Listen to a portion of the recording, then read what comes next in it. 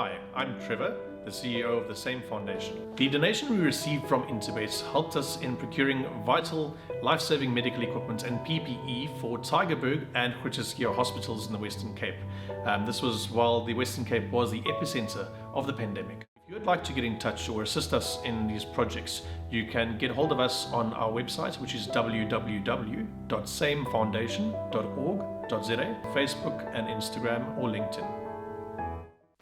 Well, we're on to race number 8 on the program. It's an MR65 handicap set to be run over the 1400 meter trip. And for race number 8, you need to get those bets on by 16:35. Hollywoodbets Bright Future, MR65 fillies and mares. Early favorite here is number 2, Royal Kitty, at around 22-10 in the market. And this horse is from Alison Wright with Keegan Miller aboard. And she's a horse that won a penultimate start, finally getting that overdue second career victory. Last time out, I thought she ran a cracker. Let It Snow, just possibly the better horse on the day, and she was given Let It Snow KG after all. And Let It Snow certainly one that has a lot more scope for improvement than Royal Kitty, but she's a horse that she's been brought back to 1400. She's course and distance suited on a mark of 62. She's been penalized for that second, so she went up 2 points. For that win, she went up 4 points, so in total she's gone up 6 points for her last 2 starts.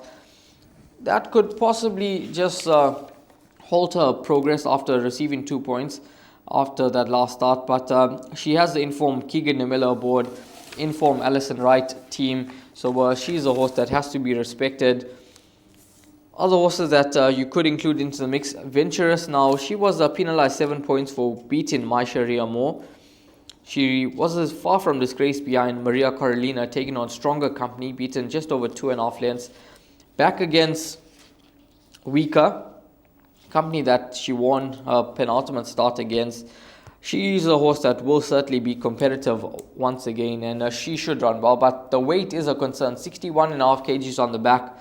Having to concede weight all around, I don't think is going to be an easy task. So she's one that, although she could be competitive, she could be vulnerable at the same time, and other horses could get into the mix. But it does look to be a tricky race to close off proceedings, Warren. It certainly is a tricky race indeed. A case can be made for quite a few. I do like Venturous. I'm encouraged that Calvin Habib keeps the ride. Yes, I know he's won on Venturous, but last time I expected more from Venturous, and I think Calvin Habib probably did too. And he's still on this horse. So we respect Venturous, as you've mentioned, certainly got a chance. Badra, recent efforts are fair. Royal Kitty, consistent. Yeah, a tough race. One I want to ask you about before we wrap up and wish our viewers and followers the very best. Number 11, Angel's Wish. Wesley Mowing's going to ride for Waiho Mowing for Mr. and Mrs. Potgieter. Better than her last run? Yeah, I think that she's a horse that, a bit disappointing last time out. I expected a much better performance, especially given that she was drawn in gate number 2 and she ran a disappointing race, reported respiratory noise on that occasion. But Wesley Mowing is coming down for 2 rides for a while, and one is in the earlier race, and it's Angel's Wish here. I think that if she manages to get into a handy position, into a prominent position from the draw, I think that she could be effective. She's a horse that has run on the poly track once before, and she hasn't run into the money, but over the distance, I think 1400 could suit her. She did win 3 runs back over 1450, and she's a horse that could just be competitive at around 14-1 in the market. But it does look to be a competitive race to close off proceedings at Hollywoodbets Greyville. Warren, for the guys out there, if you had to play one exotic on the day, if you had to pick one out for the guys, place accumulator, bipod, jackpot, which one would it be?